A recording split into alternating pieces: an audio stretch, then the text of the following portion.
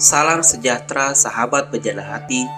Di video ini kita akan menyimak sebuah pengalaman iman yang dikirimkan kepada bejana hati oleh Ibu Teresia di Lampung. Ini merupakan sebuah mukjizat pertolongan Tuhan kepada saya dan keluarga saya.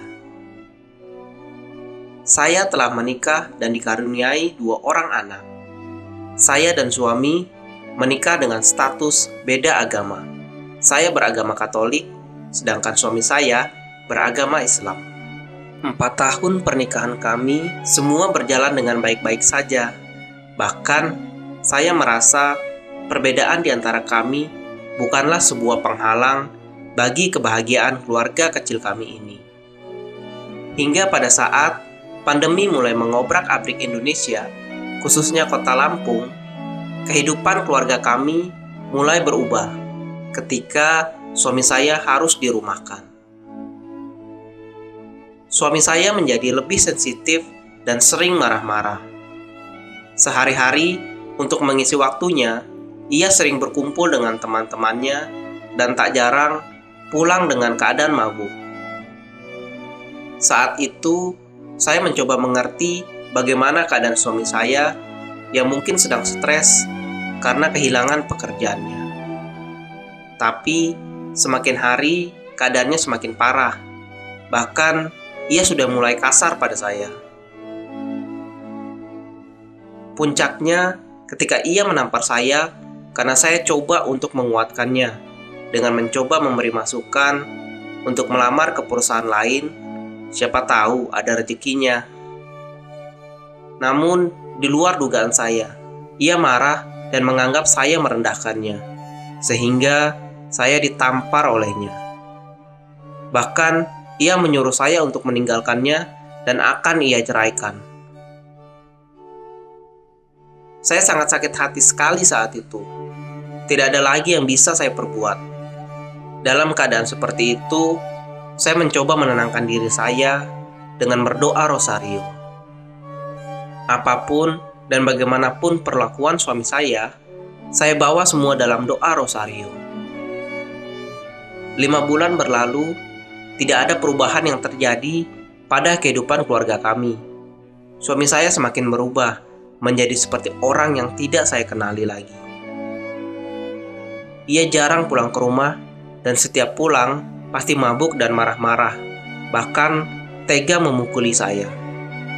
Ditambah situasi suami saya yang sudah tidak bekerja lagi membuat perekonomian keluarga kami semakin terpuruk.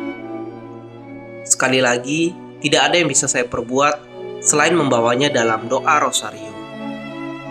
Saya memohon pertolongan Tuhan melalui Bunda Maria. Saya mohon agar keluarga kecil kami ini tetap dijaga dan diutuhkan, serta keadaan suami saya yang perlu dijamah oleh Tuhan. Singkat cerita, hari itu anak saya menangis sejadi-jadinya. Ia ingin membeli makanan dari pedagang keliling yang lewat setelah melihat teman-temannya berkerumun untuk membeli.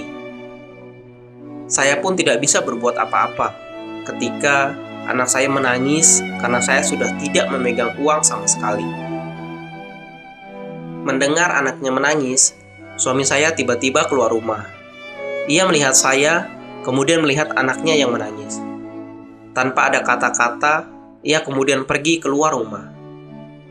Beberapa jam kemudian, suami saya kembali. Ia membawa sejumlah uang dan memberikannya kepada saya.